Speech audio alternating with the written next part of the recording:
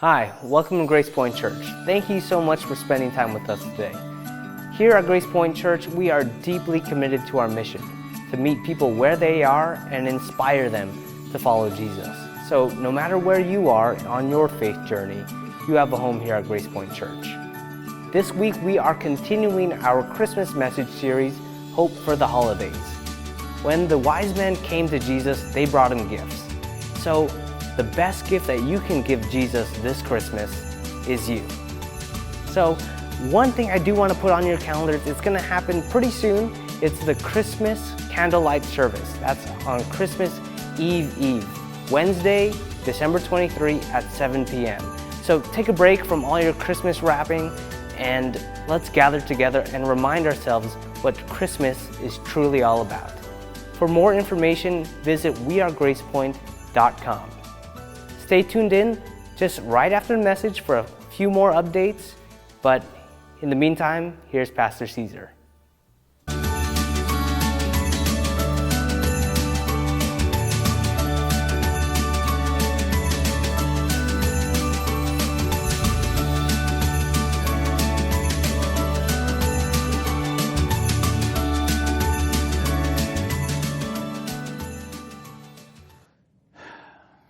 When I was growing up, I remember going to different Christmas parties with my parents.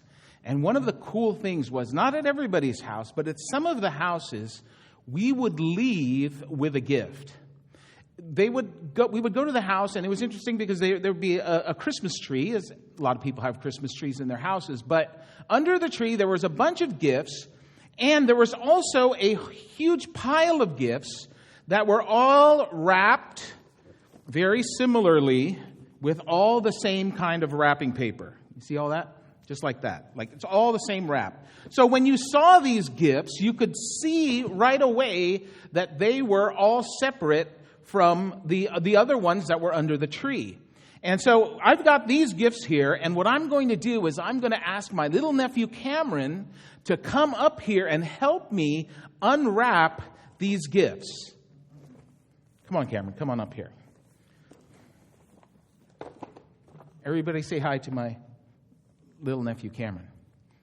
So here, Cameron, you're going to unwrap this first one. Just rip it open. Because, kids, they just love getting gifts.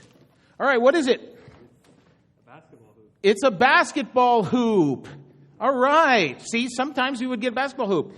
Now, here's another one. What do you think that one is, Cam? He thinks it's a box. He thinks it's a box, so we're going to have him unwrap it. Go ahead, rip it open.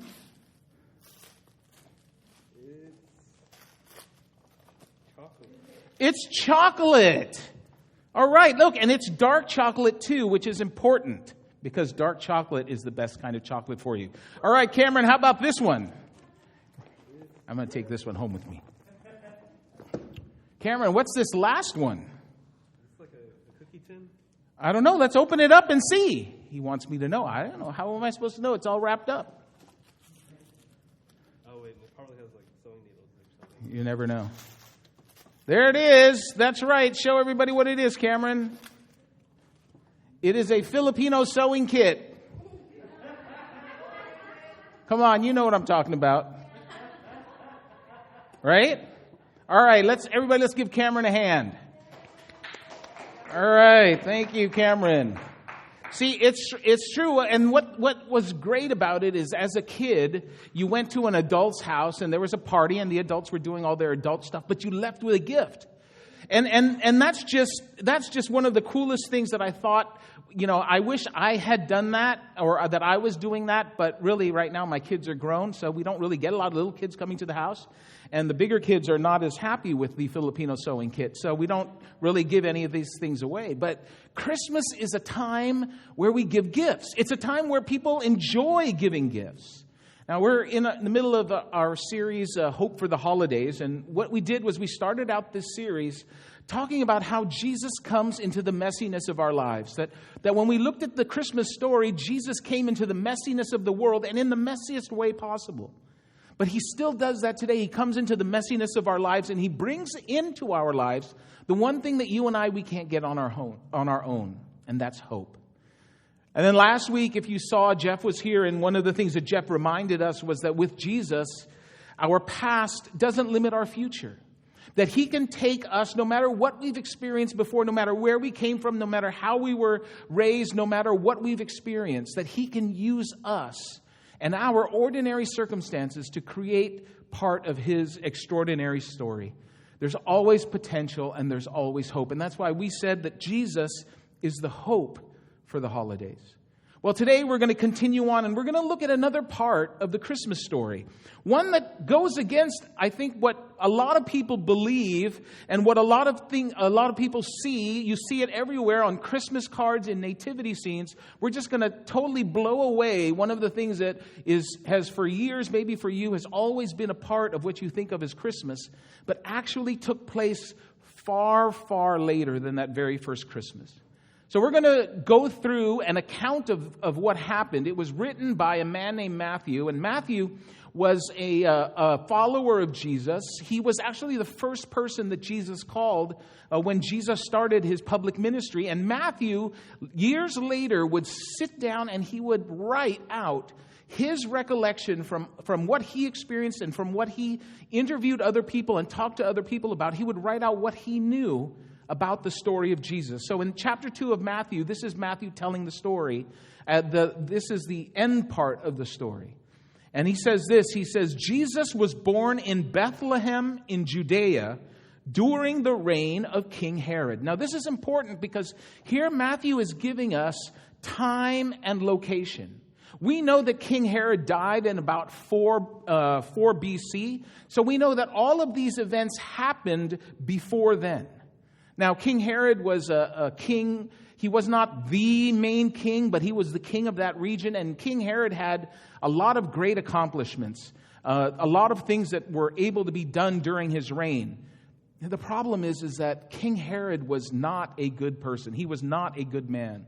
The emperor of Rome at the time was Caesar Augustus, and he famously said that it was safer to be Herod's hus than to be his huios. Now, those are the Greek pronunciations of those words, and they sound. It was a popular saying because hus and huios sounds very similar. But in English, what Caesar Augustus said was that it was safer to be Herod's pig than it was to be Herod's son, because he had been known for executing even his own children.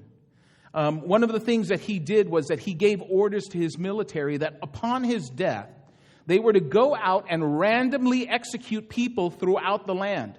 And the reason that he wanted them to do this was so that there would be sure to be people grieving on the day that he died. So Herod was not a good man, but everybody knew who he was. And in this, Matthew is giving us the time frame for everything that's happening here. And so he goes on and he says, about that time, so about the time that Herod is king, some wise men from eastern lands arrived in Jerusalem asking, where is the newborn king of the Jews? Now, contrary to the song, the Christmas song, these are not kings. They're wise men, and in that time, that phrase wise men really meant more like astronomers, people who studied the movement of the stars. And they weren't kings, but they came on behalf of a king, and they came in search of a king. They were searching for this king, but they were not kings. Now, in this time, it was common practice for kings to congratulate new kings in other kingdoms by sending them gifts. And so what we know from history is that these wise men were likely sent from the king of Persia. And the king of Persia, he referred to himself as the king of kings. He referred to himself as the head king of that area. And so these wise men, these astronomers, and tradition says that there were 3, but it was very likely that there weren't just 3. It was very likely that there was a lot more than 3.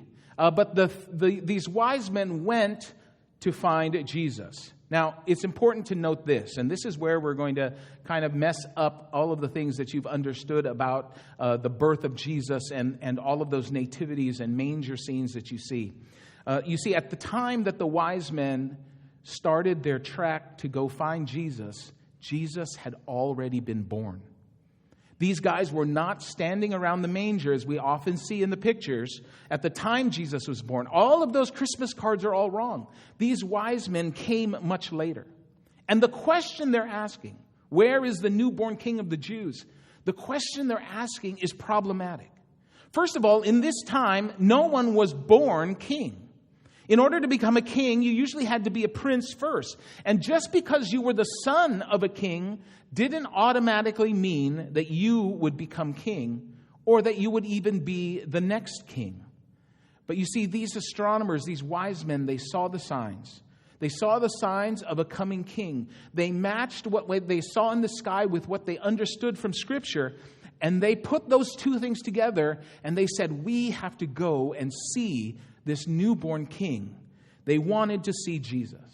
Because one of the things that we know is that when people hear about Jesus, they want to see him. They want to see who this Jesus is. So verse 2 goes on, and this is the wise men, and they said, we saw his star as it rose, and we have come to worship him. Other translations say, we saw his star as it rose in the east. Now, here's an interesting thing. On December 21, which is not this Monday, but the following Monday, which is the winter solstice for 2020, Jupiter and Saturn will appear closer to Earth than normal. They will not only appear closer to Earth, so they will be brighter than normal, but also they will appear closer to each other, so close that on the 21st, they will look like one single bright star. Now, the last time that this happened was actually in the year 1226. And for those of you who are alive today, it's not going to be happen again. It's not going to be seen again for another 800 years. And we get to see it. Now, if you're here on the West Coast like we are, next Monday night at about 6:40 p.m., you're going to be able to see the conjunction of Jupiter and Saturn together in the southwest sky at about 20 degrees above the horizon. Now, I just found out that you can find where that is just by doing this. For all of my Hawaiian friends, you know what I'm talking about, right? But if you take your hand, go like this. All of you can do this, right? And then you just go turn it like this. You put the bottom of your thumb at the horizon, and where your pinky is about 25 degrees. You may not see that, about 25 degrees. So it's going to be just below where your pinky is in the southwest sky at 6:40 p.m. here on the West Coast. They're calling this, if you read the news, listen to the news, they're calling this the Christmas star because it's coming so close to Christmas. And there are many people who've done the research, they believe that a conjunction of 2, maybe even 3 stars was the star that the wise men saw rising in the east. Now notice, they didn't say a star. They said his star. Because you see, what they understood from prophecy, from scriptures in the Old Testament, from what they understood, they knew that this was a fulfillment of another prophecy about the Messiah that was coming. Everything had to align together. And when it did, they saw the star and they followed it. And you see, they saw the star, they knew the prophecy, and so they didn't actually follow the star to get to Jerusalem. They knew that Jerusalem was where they had to go, and so they went. They went to worship this newborn king, and they thought that they were going there to worship him with everybody else.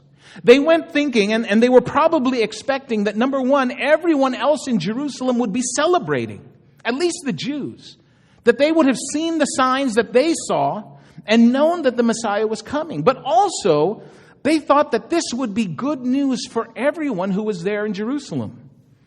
The reality was that it wasn't. Verse 3, it says this, it's going on with Matthew's account. He says that King Herod was deeply disturbed when he heard this.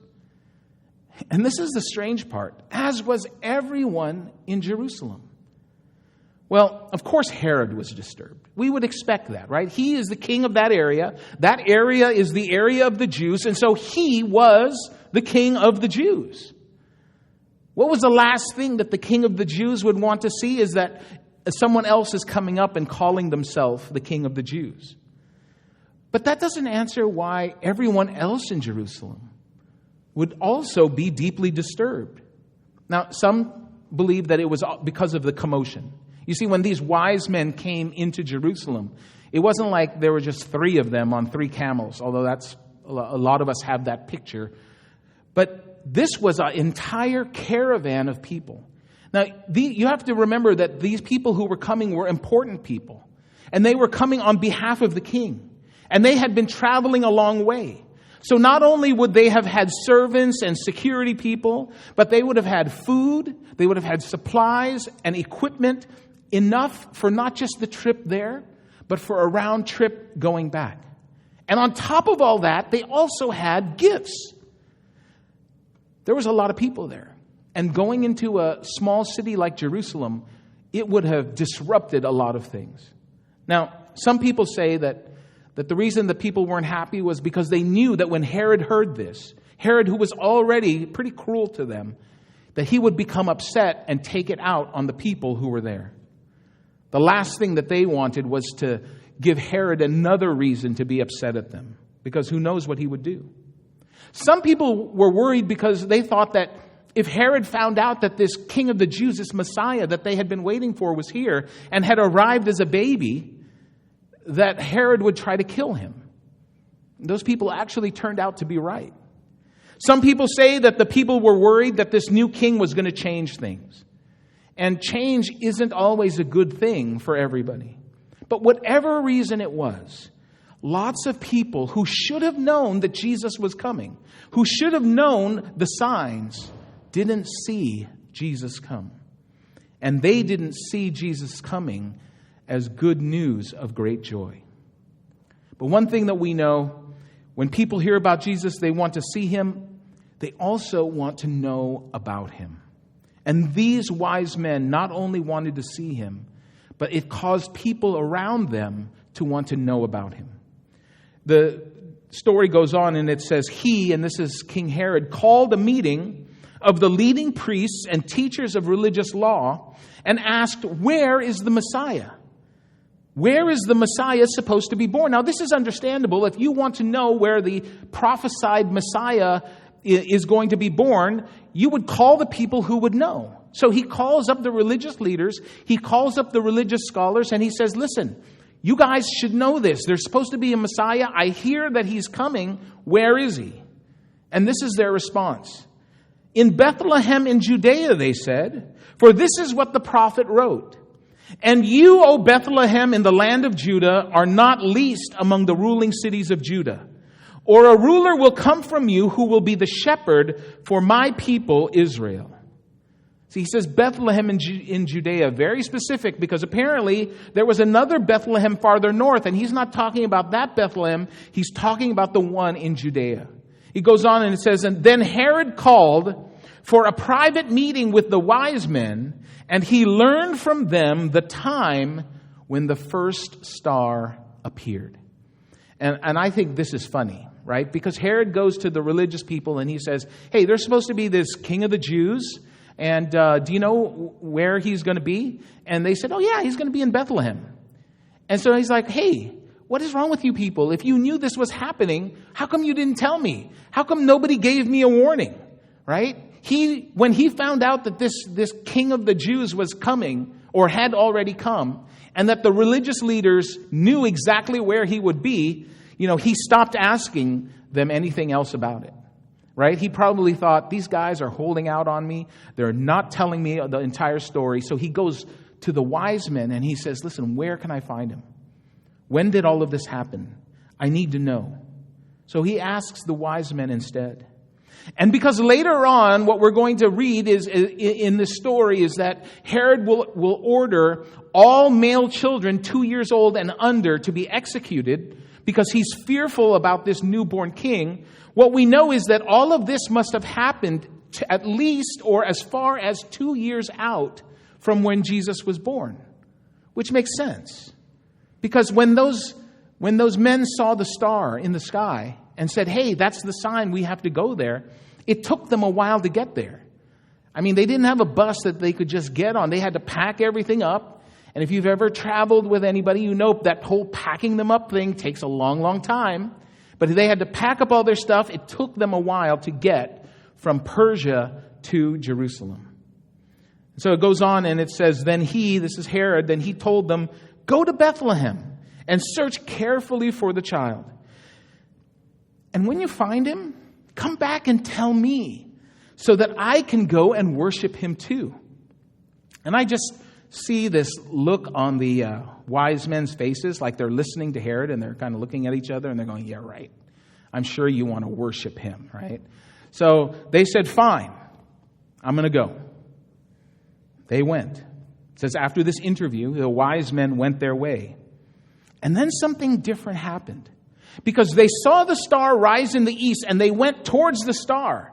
But listen to what happens next. It says, and the star they had seen in the east, it did something different now. It guided them to Bethlehem. It went ahead of them and stopped over the place where the child was. You see, the star wasn't just a star that rose up in the east, but something changed here. This star now moved. It guided them. It went ahead of them. It went to exactly where they were supposed to go. Not just the city that they were supposed to go, but to the exact location that they were supposed to be. And then it stopped. It showed them where they were supposed to go. And when they saw the star, Matthew writes, these wise men, were filled with joy. Of course, because they were right. They knew that this was the sign of the Messiah. They knew that the prophets said that this is where they would be, that this is where they should go, that this is where they would find him. And they saw that this star that just rose that they followed was now guiding them to a very specific place. It moved with them and it led them to Jesus. And when they got there, Matthew writes, they entered the house and saw the child with his mother, Mary, and they bowed down and worshiped him. Because when people hear about Jesus, they want to see him, they want to know about him, but then they want to worship him. That word worship just means to revere, to exalt, to praise, to glorify. It means to honor him. And the wise men honored Jesus. They worshiped Jesus by giving him gifts. That is what they did. Their act of worship to Jesus was to give him gifts. Verse 12 says, then they opened their treasure chests and gave him gifts of gold, frankincense, and myrrh. Now, in those Eastern cultures where these wise men came from, when you go to meet someone who's important, you bring a gift. In fact, the more important the person, the bigger and the better the gift that you would bring. And these three gifts, gold, frankincense, myrrh, in that time and in that culture, were the most important, the most special, the most expensive, the most extravagant gifts that you could give somebody. And so they came in these caravans with all of these gifts to give to the baby Jesus, the 2-year-old Jesus. And this breaks another one of those traditions that many people grew up with, that Jesus grew up poor. He may have been, Joseph and Mary may not have had a lot of money, but by the time that they left, after they had encountered these 3 wise men, they were loaded. They had a lot. Jesus did not grow up poor. What they brought Jesus, imagine that, required an entire caravan of people. O. Henry wrote this in his book, The Gift of the Magi. He said, the Magi, as you know, were wise men, wonderfully wise men, who brought gifts to the babe in the manger. They invented the art of giving Christmas presents.